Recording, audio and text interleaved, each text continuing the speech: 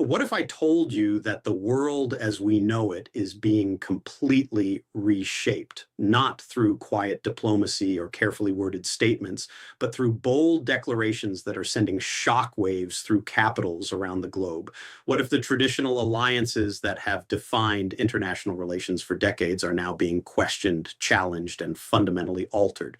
Tonight, I'm bringing you a story that touches on everything from territorial ambitions in the Arctic to warnings about economic survival, from military defense systems that sound like something out of science fiction to the very foundations of transatlantic partnerships. This is not just another political story. This is about a new world order emerging before our very eyes. And whether you support it or oppose it, you need to understand what is happening because it affects every single one of us. I've been covering international affairs for years, and I can tell you with absolute certainty that what we are witnessing right now is unprecedented in modern diplomatic history. President Donald Trump has made it abundantly clear that his approach to foreign policy in this second term is not going to follow the conventional playbook. The traditional niceties of international diplomacy, the careful language, the deference to long-standing allies, all of that is being thrown out the window. And nowhere is this more evident than in his recent comments regarding America's closest neighbor and one of its most reliable allies, Canada. The president took to social media with a message that left no room for interpretation, warning Canadians that their decision to continue doing business with China would have catastrophic consequences. In his characteristically direct style, President Trump declared that China will eat them up within the first year. This is not the kind of language you typically hear from one allied nation to another. This is a warning, a stark and unambiguous warning about what the American administration sees as a fundamental threat, not just to Canadian interests, but to the entire Western alliance. The context of this warning is crucial to understand, and I want to make sure you grasp the full picture here. This isn't simply about trade numbers or economic competition. This is about a fundamental clash of visions for how the world should operate in the 21st century. President Trump has consistently argued that China represents an existential threat to Western democracies, not through military invasion, but through economic dominance and strategic manipulation. The Chinese economic model, according to this view, is designed to create dependencies that eventually become chains. Countries that think they are simply engaging in mutually beneficial trade are actually, in this analysis, setting themselves up for economic subjugation. The president believes that Canada, by maintaining and even expanding its economic ties with Beijing, is walking into a trap that will ultimately cost them their economic sovereignty and perhaps even their political independence. Whether you agree with this assessment or not, it represents a significant departure from the traditional American approach of quietly encouraging allies to diversify their economic relationships while maintaining public solidarity. What makes this situation even more fascinating is the timing and the broader context in which these statements are being made. We're not just talking about trade policy in isolation here. These comments came as part of a much larger conversation about North American security, territorial questions in the Arctic, and the future of the Western alliance system. The president has been pushing hard on the question of Greenland, expressing interest in expanding American influence or even control over this strategically vital territory. Canada, under the leadership of Prime Minister Mark Carney, has pushed back against what it sees as American overreach. The Canadian position is that they are a sovereign nation with their own interests and their own relationships, and they will not simply fall in line with every American demand. Prime Minister Carney's response to the recent criticism was pointed and proud. He declared that Canada doesn't merely survive because of its relationship with the United States, but rather thrives because of its own Canadian identity and capabilities. This is a significant moment in the history of North American relations, and I want you to understand that what we're seeing is not just a policy disagreement, but a fundamental question about how allies should relate to one another in this new era of great power competition. Now, I need to tell you about something that sounds almost like it came from a science fiction movie, but is very much a real proposal with real implications for millions of people. The Golden Dome project represents one of the most ambitious defense initiatives in American history, and it has become a central point of contention in the current dispute between the United States and Canada. When I first heard about this project, I have to admit that even I was taken aback by the sheer scale of what is being proposed. President Trump has been championing this initiative as a comprehensive missile defense system that would protect not just the continental United States, but potentially the entire North American continent from ballistic missile threats. The concept involves a network of advanced detection systems, interceptor missiles, and sophisticated command and control infrastructure that would create what the administration describes as an impenetrable shield against incoming threats. The name itself, the Golden Dome, evokes images of protection and invincibility, and that is clearly intentional. This is meant to be the ultimate expression of American technological and military superiority, a system so advanced that no adversary would dare launch an attack knowing that their missiles would be destroyed before they ever reached their targets. The connection to Greenland is where this story takes an even more interesting turn, and I want to make sure you understand why this remote Arctic territory has suddenly become so central to American strategic thinking. Greenland's geographic position makes it invaluable for any comprehensive North American defense system. Situated between North America and Europe, with vast stretches of Arctic territory and a strategic location along potential missile trajectories from adversaries like Russia and potentially China, Greenland represents a piece of real estate that military planners have long recognized as critically important. The Trump administration has argued that establishing a significant American presence in Greenland, whether through purchase, lease, or some other arrangement, would dramatically enhance the effectiveness of any missile defense system. Radar installations, interceptor bases, and early warning systems located in Greenland could provide precious additional minutes of warning time in the event of an attack. And in the world of missile defense, every second counts. The administration has framed this as not just an American interest, but a benefit for the entire Western alliance, including Canada. This is why President Trump expressed frustration that Canada has not been supportive of these initiatives. From his perspective, Canada would be a direct beneficiary of a more robust defense system, yet they are opposing the very steps necessary to make it happen. The Canadian response to all of this has been complex and, from the American perspective, apparently frustrating. The Carney government has expressed concerns about the expansion of American military infrastructure in the Arctic, worrying about the implications for Canadian sovereignty and for the delicate environmental balance of the region. There are also questions about the effectiveness of such systems and whether the enormous expense is justified given other pressing needs. But beyond these practical objections, there seems to be a more fundamental disagreement about the nature of the threats facing North America and how best to address them. The Canadian government has traditionally favored diplomatic approaches to managing international tensions, working through multilateral institutions and building relationships with a wide range of partners, including China.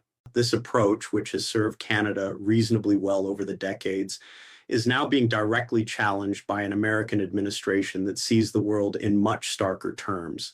President Trump and his advisors believe that we are entering an era of great power competition where traditional diplomatic niceties will not be sufficient to protect Western interests.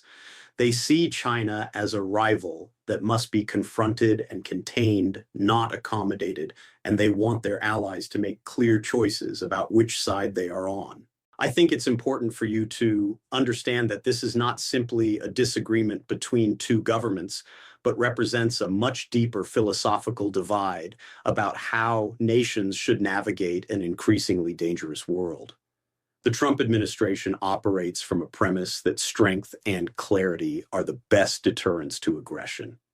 In this view, building the most formidable defense systems possible, establishing clear red lines and demanding that allies contribute their fair share are not provocative actions, but rather prudent measures that will ultimately preserve peace.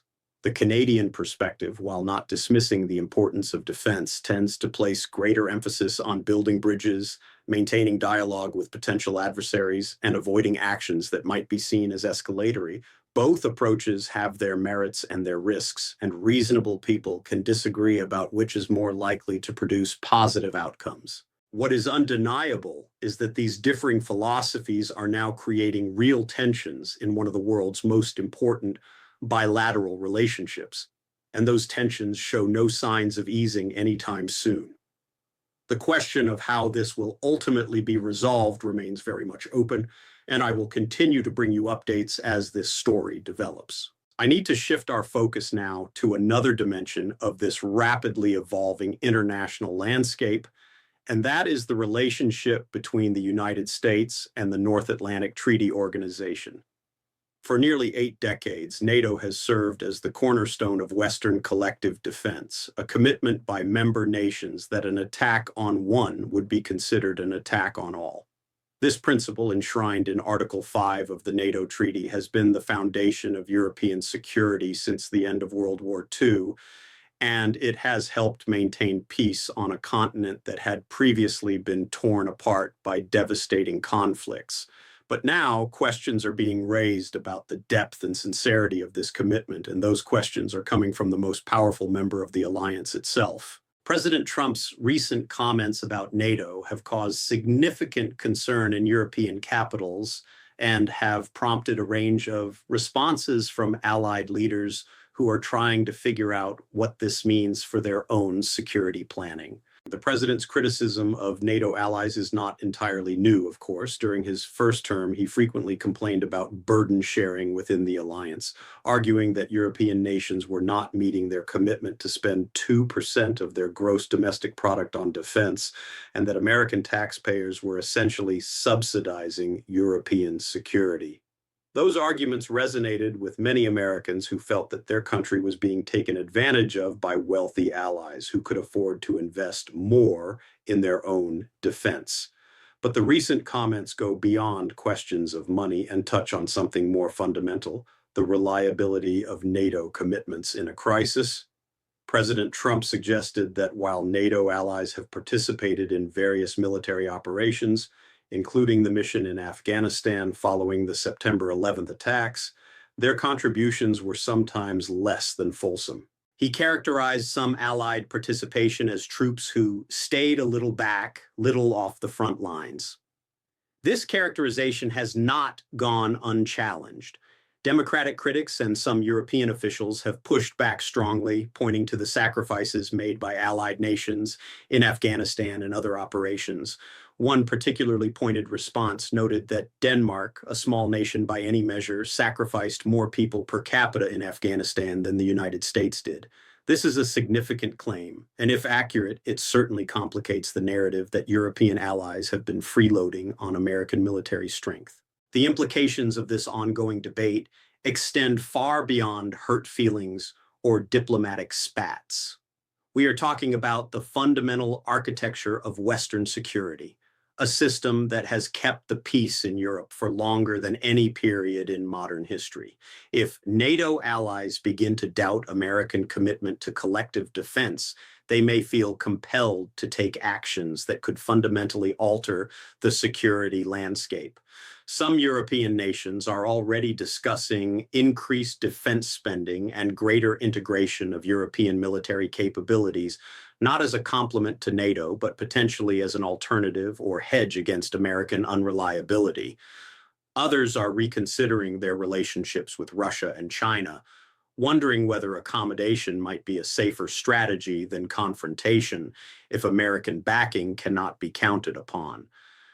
These are not abstract scenarios being discussed in academic seminars. These are real conversations happening in foreign ministries and defense departments across Europe right now.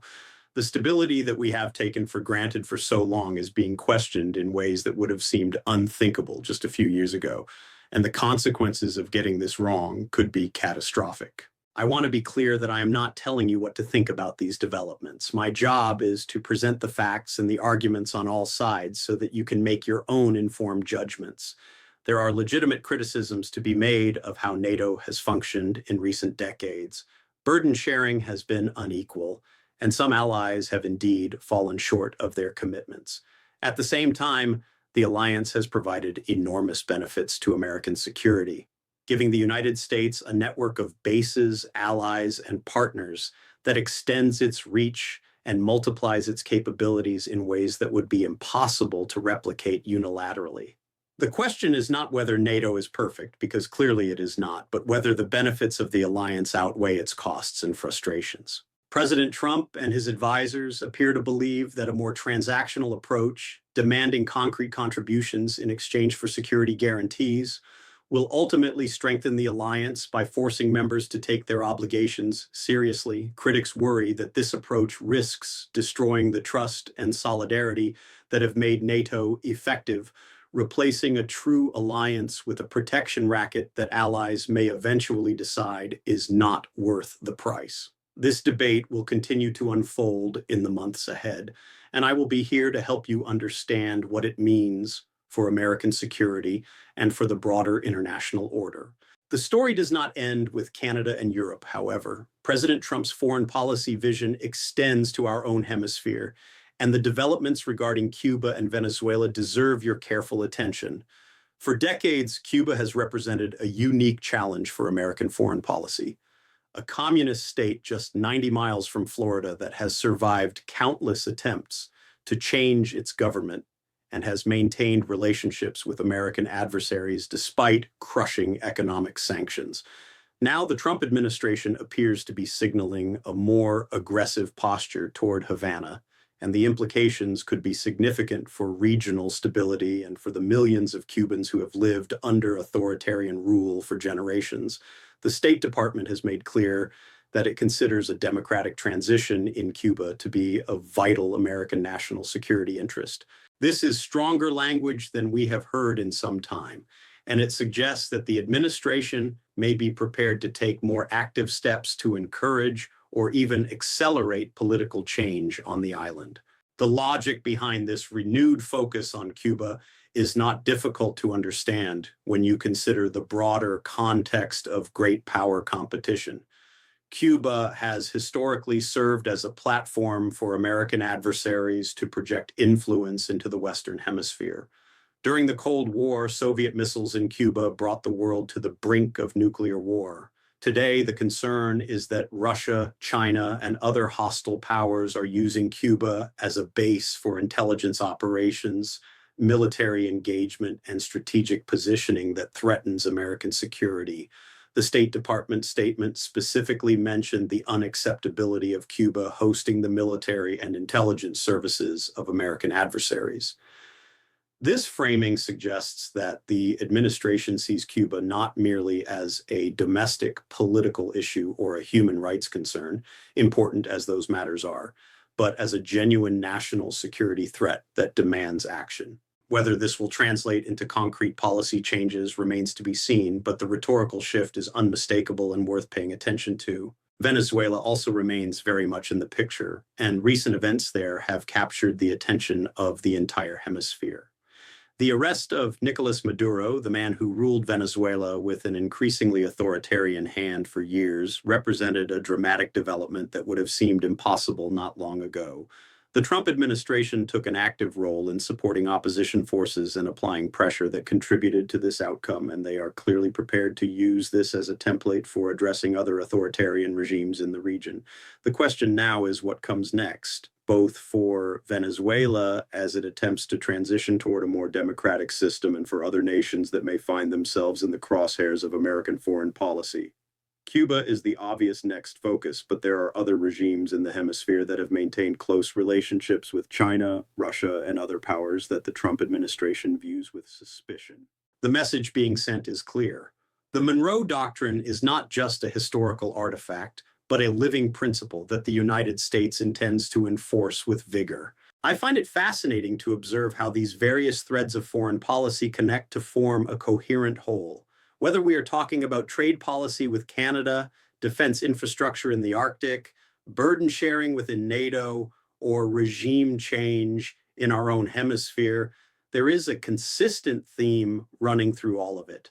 President Trump and his administration believe that the United States has been too passive, too accommodating, and too willing to accept arrangements that do not serve American interests. They are determined to change this, to reassert American power and American priorities in every corner of the globe. This approach has its supporters who believe that decades of accommodation and compromise have left America weakened and its adversaries emboldened. It also has its critics who worry that alienating allies and abandoning diplomatic norms will leave America isolated and less secure in the long run. Both arguments have merit, and the coming months and years will provide evidence to evaluate these competing claims. What is certain is that we are living through a period of dramatic change in American foreign policy, and the decisions being made now will shape the international environment for decades to come. Finally, I need to address what may be the most consequential foreign policy challenge facing this administration, and indeed facing the entire world: the ongoing war in Ukraine.